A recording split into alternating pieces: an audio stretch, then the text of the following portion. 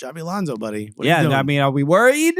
Is he done? No, what I am is scared as an Arsenal fan that Manchester City might be truly finding a new form. But this is not necessarily a shock. I mean, this is their form in the beginning of the season was probably more shocking than them kind of turning things around because you knew that was that was kind of like bound to happen. But the drama around Real Madrid, I mean, they lose to Celta Vigo and get like 3 red cards. This is the first back-to-back losses in a while, right? Yeah, this is I mean, Real Madrid losing 1 game is already like they already hit the panic button, but 2 in a row, I think it's tough to lose to Celta Vigo and then Manchester City's your next opponent where you're like, it's plausible that you would lose. That's tough for that to be your bounce back game. And Manchester at home, City in the Champions League as well. But the difference here is Erling Haaland and Rüdiger being way overly aggressive. It's not like I have the answers to how to figure it out, but like a really dumb penalty to give up. But I think that's Rüdiger's answer every time he has to sort of be stout defensively is like, I'm going to be elbows out, and I'm going to be mean, or I'm going to be angry. You do that outside the box. Yeah, and I think maybe that's what, like Kevin Garnett, was like, you got to be angry in order to play your peak. Yeah. I get that, but Erling Haaland's the type of player that if he knows he's going up against some really big defenders week in and week out in the Premier League. He knows if he can get under your skin. If you're already angry, I can tip you right over that line, and that's exactly what happened. Yeah, I mean, it wasn't anger. I think it was. It wasn't anger. It was more fear. I think it was more fear that Erling Haaland's. But it was dumb. He's putting fear in the eye of the defender. You know what I mean? He knows how to play with that. Yeah, the last. I feel like the last like 2-3 weeks, Erling Haaland has been in some pretty decent form. And he's like just a real threat, and all the defenders are worried about him.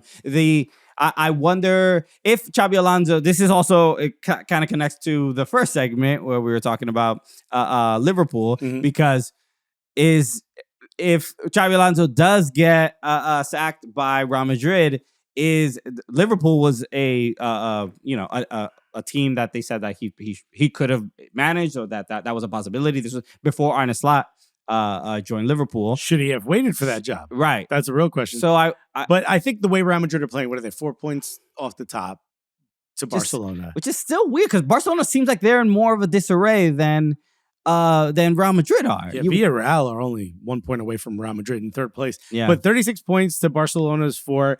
Each of them have 2 losses. The big issue is obviously the 3 draws for Real Madrid. I think it's still too early to think Xabi Alonso's job is in question. What I do think happens is at the end of the year for Real Madrid, they say like, all right, bring in all the trophies we won.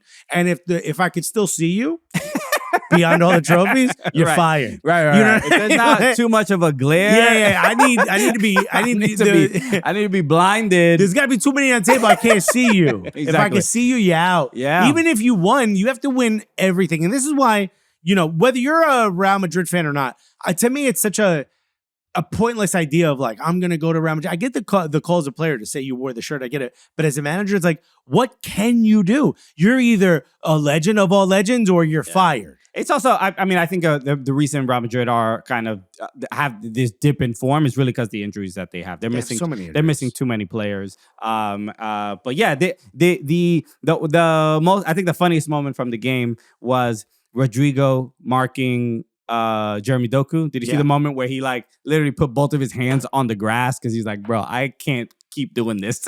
Don't make me do this. Doku's so good he started doing yoga. Chico, I don't think I've ever seen a defense. I mean, he's an attacking player, but like a defender give up mid-game and be like, yo, sub me out. Because I can't do this. Y'all do this, bro. This dude be moving laterally way too fast, bro. Yeah. Doku's reached another level. At one point, I thought maybe it was just like too many gimmicks, not enough substance. Right. I was so wrong.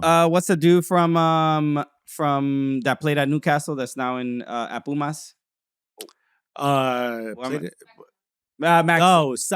Saint-Maximin. Saint-Maximin. Jeremy Doku could have gone in that direction, and he seems to have like figured it out a little bit more. Where he does a little too much, but he's found to do just enough. Where again, you make defenders literally give up. I mean, his engine looks insane. Cam said that. I think it's Cam's. If I'm wrong, correct me. He said Bukayo Saka is a winger. Oh yeah, we talked about this. Yeah. But Doku is a black winger. That makes so much sense. Every time I see Doku play, I'm like, I see the vibe you're putting out, bro.